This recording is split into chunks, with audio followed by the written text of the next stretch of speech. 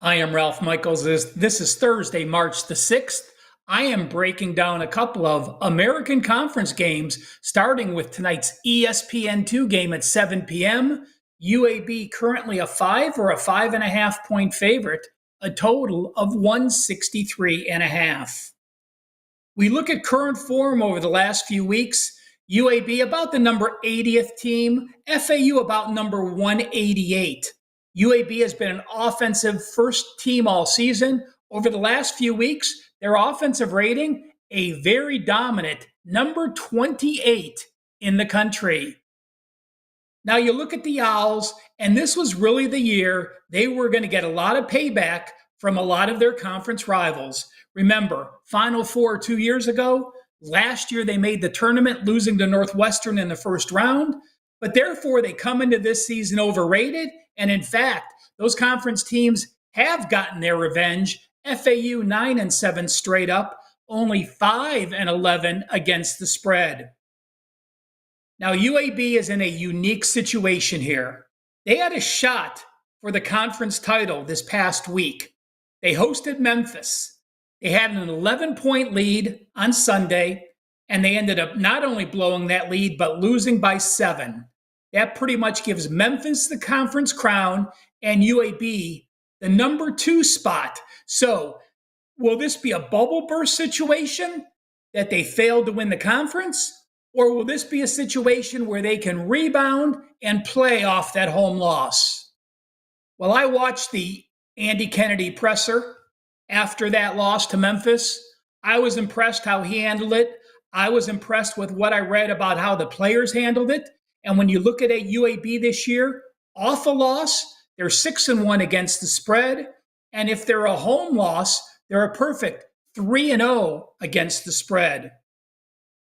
Now, FAU came in on a losing streak. 3 straight losses straight up, 5 straight ATS losses. And while they snapped both streaks, it was as an away favorite against the pitiful USF Bulls. So I'm not putting much into that win as if it's a rebound for them to finish the season strong. When I look at FAU since mid-December, they're only 5-13 ATS, and they're only 1-9 against the spread as a dog or a small favorite up to 5.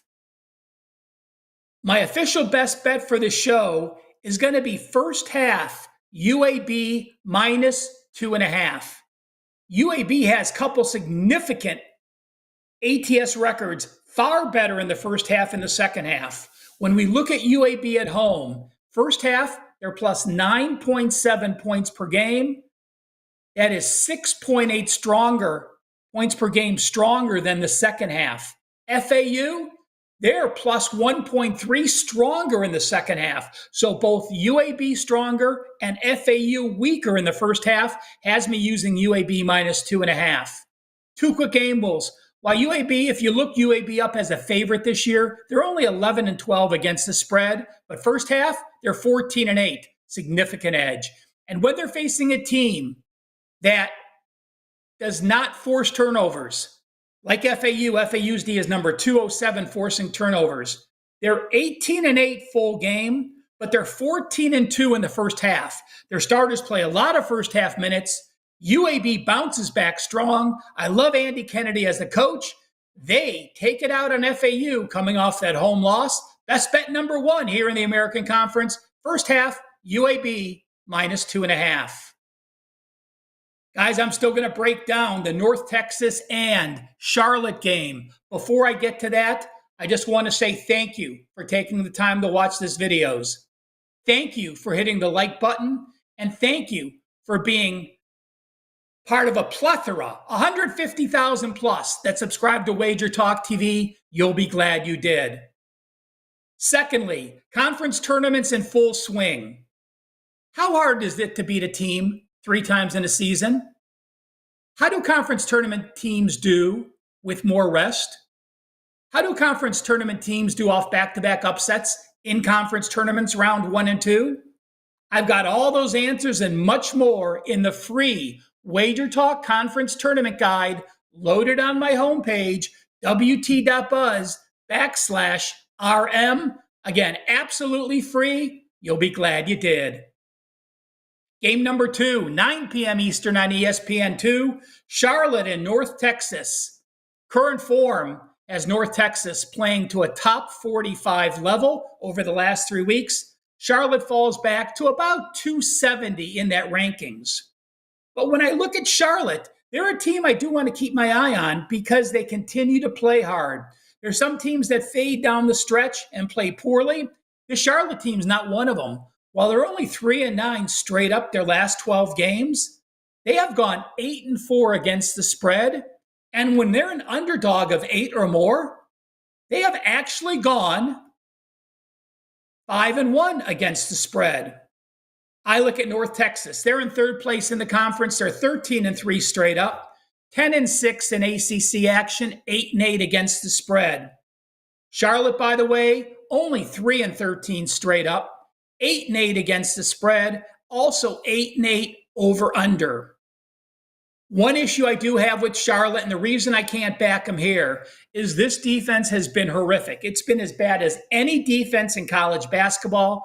Over their last 8 games, they've allowed over 53% shooting. Those numbers are absolutely crazy. When you look at North Texas, you want to talk about slow. They are slow. Number 363 on offense, number 362 overall. But they do have a very efficient offense, and they are very efficient on three-point shots.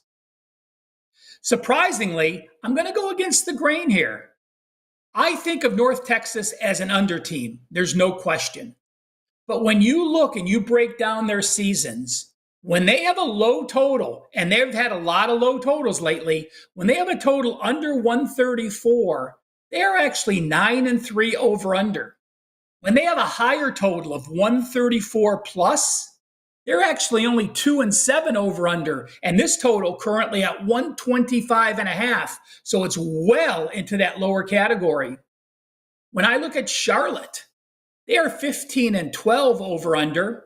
But when they have a lower total of 141 or less, they've actually gone over the total 8 of 10 games. So add that up. North Texas is locked in the number 3 slot. They're on 6 straight wins. This is their final home game. We know they're going to empty the bench. They have quite a few seniors on their team. So I'm afraid of them being able to get this margin with the slow pace they have. But I am going to do this. While they are slow, they are efficient on offense. And as I said, Charlotte's defense has been bad. I am going to go North Texas over 70.5. And while you're excited on senior day, North Texas's best unit is the defense. And when you have a bunch of seniors coming in and out that have normally played, you don't have that same defense. You don't have that same place. So I'm going to go a contrary call. Team total, North Texas over 70.5. Again, smash that like button. Thank you for taking the time to watch this video, and make sure you check out my homepage for the free WagerTalk Conference Tournament Guide, wt.buzz/RM.